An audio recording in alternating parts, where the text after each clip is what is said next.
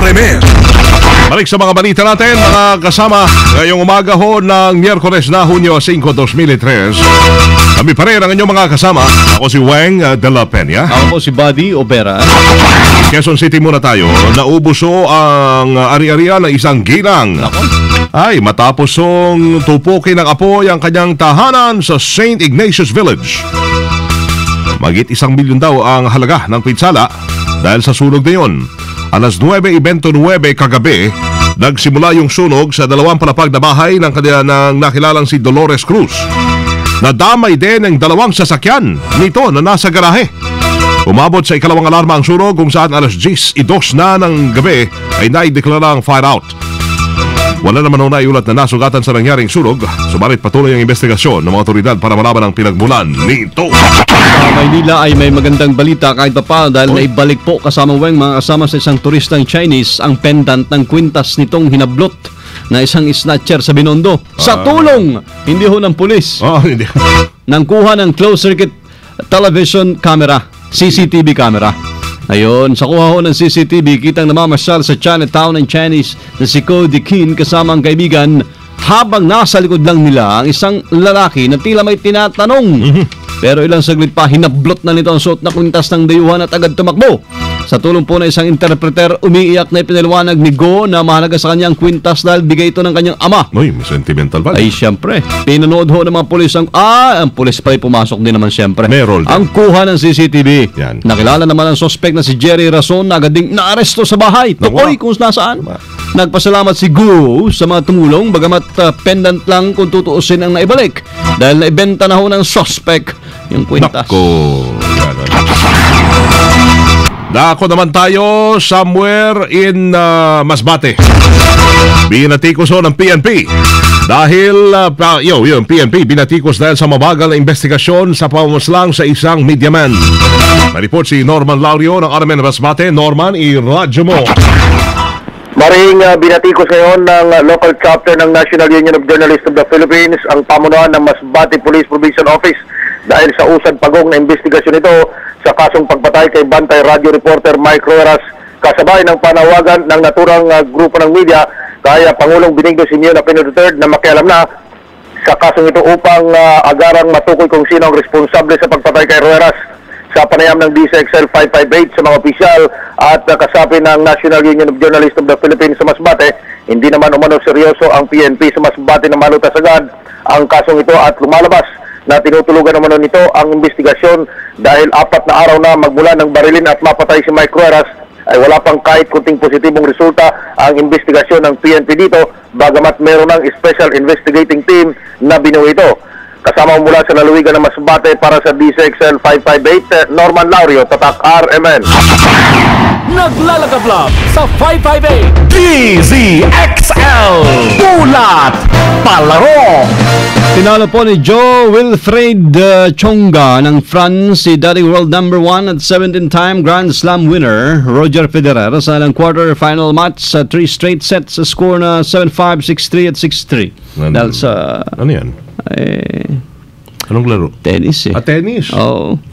Tennis. Yan. Matibos lang ng tennis.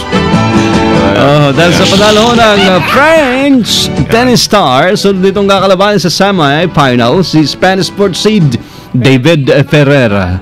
Panalo rin si Serena Williams sa kanyang quarter-final match sa French Open laban kay Svetlana Kuznetsova ng Russia sa score na 6-1, 3-6 at 6-3. Pangalan pala, busog ka na. Busog ka na. Panalo ho ng 15-time Grand Slam winner ay ang kanyang career best 29 winning streak.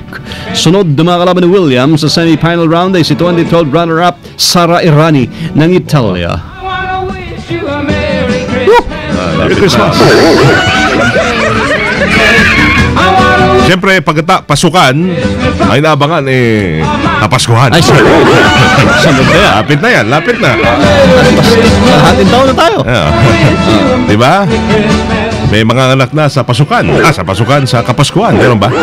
May mga anak. Kapaskuhan. Kapaskuhan. Diba? Meron. Merry Christmas in advance. DZXL Showbiz Balita. Dumating na ba? Dumating na, pero bago ka, Loli, ako'y may kwan lang. May babatiin lang yung mga misis, ha? Ng mga bising-bising mister. Ayan, baka napapansin nyo hong lumalamig na si mister dahil sa pagod at stress. Pero ganyan, wala na hong lakas at sigla para lambingin ka pa, misis. Yan. Narito na ang Robust Supplement for Men. Nagtataglay ng mga natural na sangkap mula ho sa halaman tulad ng L-arginine at horny goat weed. Ang Robust ay nagpapasigla kay mister para maging mainit ulit kay misis. Para sa higit ay impormasyon, mag-text sa Robust Hotline 0909-3333-333. Yan. Tandaan. 0909-3333-333. Yan. Robust Dietary Supplement for Men para sa lalaking astig at hindi umuurong sa anumang laban. Loli, are you there? Loli? Ay, gusto ko yan. I like that. Hello, everybody and everywhere. It's me, Loli. I am back after... Welcome back, Loli. Oh, thank you. Yung aking kondo, muntik nang sumabog rin. Sumabog siya. Dami ng ilaw. Nag-decorate ako ng aking condo unit. Pero I'm here to talk about not me, but about LJ Reyes and Paolo Avellino. Hanggang ngayon daw ay hindi pa rin tinitigilan ng isyong hiwalayan ng showbiz couple na yan na sina LJ at si Paolo Avellino. Pero patuloy pa rin ang pagdepensa naman ng actress na happy sila ni Paolo at nananatili namang walang say dito si Paolo. Kawawa naman itong si LJ. Siya lang ang nagsasalita tungkol sa kanilang relations. Pero ito ang confirmed break na, ha? Bibi, alam mo na ba to? Na sina Bianca at Dennis Trillo ay break na. Ha? Ano? Wala kang pakialam? Grabe. Ako rin, wala. Ayun na, nag-break na ho sila. Rest in peace to alone. Total, wala namang comment si Dennis at ayaw rin magkwento ni Bianca. So, hayaan na natin silang magtuloy-tuloy ng pag-break. Thank you! It's me, Loli. Paparapa. Thanks, Loli. Lollipop. Hindi gasgas, hindi umatras, medyo madulas. Break na. Ito ang balitang panghimagas. Para sa mga nagbe-break, so dapat yung mga kanta ninyo galing kay Imelda Papine. Yan. Ito na siya, si Pibi. Morning mga kasama. Naku, para naman po sa balitang panghimagas. Ang hiwalayan. Likas sa mga babae ang mahilig sa Barbie. Sabi ko na nga ba eh. Ano yun? Alakala ko lalaki. Babae. Oo, ang Barbie. Barbie. Mahilig sila sa Lalaki, Barbie. mahilig sana Barbie. Barbecue. Barbecue. Yan, no? Pero mukhang nasobrahan naman yata itong pagkahilig ng isang ginang sa Florida. Umabot sa 3,000 Barbie ang nakolekta ng 53-year-old na si Lori Berkender. Ayon kay Lori, 23 years na siyang nangongolekta ng mga Barbie dolls kung saan napuno na niya halos ang kanyang buong bahay. Grabe. Barbie, mahal yan eh, di ba? Oo. Pero may mga pirated na ganyan na Barbie. Oo nga, pero sa Florida mukhang wala atang fake. Yan. Gumagastos si Berkender ng $10,000 kada taon para lang sa mga Barbie at mga accessories nito. At di lang yan, dahil gumagastos din siya ng $5,000 para naman bumisita sa mga conventions at exhibit na may kinalaman sa Barbie dolls. Ganyan siya ka-addict sa Barbie dolls. Barbie, no? Isang ka-addict. Ikaw kay Ken? Ken ba yung partner ni Barbie? Oh, Ken. Ken. Isang ka-addict na Gulat ako, alam ko eh. Patrick Star. Patrick Star. Sino yung Patrick Star? Hindi ko wala Partner ni SpongeBob. Hey, SpongeBob! Ganon? Adios eh. Para si Mr. Crab eh. Ano, yung Tagalog o English? Na SpongeBob? Meron Tagalog nun eh. Cartoons pag Sabado o araw-araw ata eh. Sa Channel 5. Nag-plug pa. At yan po ang balitang panghimagas. Candice XL Sin, Won Chong Sin, Washer Phoebe, Tatak Armen. Hey, SpongeBob! Naligo ka na ba? DXL Ulat Trapiko. Hey, Bibi! Ganda relo mo! Kahapon pa yun. Eto na siya. Naligo na siya! Ay, makintab na makintab. Ang pananaw sa buhay. Oy, Rambo si Alwina nakikinig ba? Ako po si Alvina. Welcome sa akin. Si Alvina Lagi-lagi pala ko ito. dyan. Ay, sandali ho. Wala pa hong bantay OFW, lo. Mamaya pa ho yun. Pwede, balik na lang ho kayo. Bakit yan na? Kaya ko kasi ngayon, OFW. Hindi pa ho. Hindi, kasi si Alwina, baka nakikinig ba si Alwina? Lagi nakikinig yun. Araw-araw po Ah, sige, may paalala lang ako. Lolo, Lolo Kal. Ayun. Paalala lang ako sa misis ni Rambo. Pag medyo nararamdaman na niya na nanlalamig na o nawawala ng gana si Rambo, delikado yan. Huwag nang patagalin, ha? Hindi naman mainit yan sila Oo. po. Gabi-gabi. Oo. Magpapalo yan sa kanila. Ganun ba? Okay yan sila. Eh, Hindi ako yan. Matagal yan. Apo ko yan.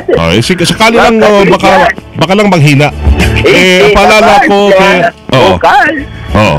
Ay, okay yan si... Rambo. Rambo. Oh. Sige. Sige, anong terapi? Kumusta dyan, Lolo Kal? Sabi mula dito sa Katipunan, Apo Wengat, si Apo Kumade. Andito Mabagal, mabagal ang usan ng mga sasakyan at magkalampas niya sa harapan ng Mababagsak eskwelahan. po yung postisyon niyo. BEA, ay yung postation ko malalaglag-la. postation. Mabagal pa rin hanggang doon sa harapan ng ano ba to? Yung si Bahan dyan, si Yan. Joseph. Yan. Pero pagkalampas nito, tuloy-tuloy na ang traffic. Pero pagdating sa Kupal, mabagal na naman ako. At the body. Opo, Sa opo. kapilang linya. Lolo, sandali lang ho. Medyo hirap na hirap na lo. Pagod yan mo, ulo mo. Kaya Kaya ko wag ka Pahingay mo muna, baka himatay. Pahingain ko muna. Bukang. Painumin mo tubig. Lo, tabi ka muna. Imnom ka ng tubig, Lo. Ito, Yan. Yan. Bigyan mo, Sus Mariosep, baka... Sandali lang, Lo. Ayan, tinan mo to. Lo, sandali lang. Nag-away pa yung dalawa. Away pa yung dalawa. Ako. Weng, ito talaga si Lo. Gusto nyo, overtime na tayo. Kaya dalawa talaga. Mariosep. Dalawa pa lang. So, ang kabilang linya, nabanggit na nga ni Lolo kasama mga Weng at Ano, body, tuloy-tuloy to kung galing ka sa Cubao patungo sa Katipunan, Oo. tuloy-tuloy na yung usad ng mga sasakyan. Bahagyang buwabaga lamang kasama mga body at Weng pagdating sa Katipunan. Binatang, Avenue. boses. Yan, bumabagal na. Yan, ayos na. Ayos na. Mukhang kailangan ng dialysis si Lolo Kal. Dali mo na, pang... Ako, dialysis ka. Oo. No, sandali lang, tabi ka, Lo, ha? Pasensya na sa matatanda. Lo, diyan ka muna sa tabi. Ang motto natin ngayon, kaya ko yan. Hindi mo kaya, Lo. Kulit. Kulit talaga. Tandang ito, kulit bilugang- talaga. Sige, boto na tayo. Dalihan mo na, tara. Mga Weng, at buddy, ang motto natin ngayon, Oo. when you say it's hard, it actually means I'm not strong enough to fight for it. Wow. It's hard. Think positive. Ba, tinan mo yan. Sa Tagalog, Sa Tagalog, kasamang Weng at Buddy, kapag sinabi mong ito ay mahirap, ito ay nangangahulugan na talagang hindi ako malakas na labanan ito.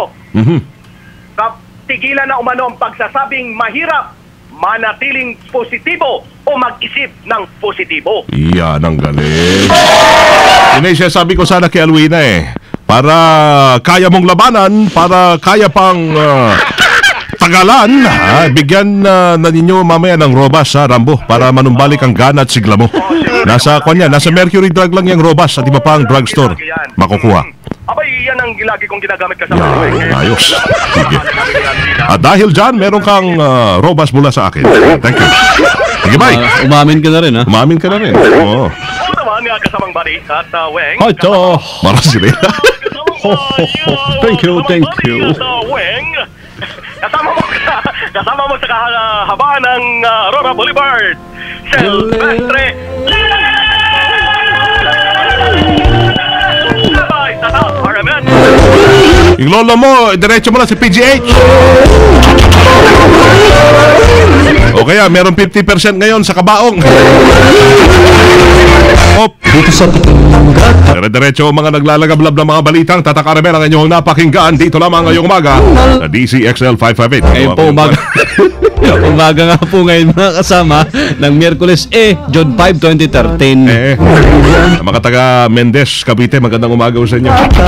From the province, ako pala yun. From the city of Zambo, Liceres Primo Hermano, Weng de la Peña. From the province of Occidental Mindoro, mabuhay. Ako po si Buddy Obera.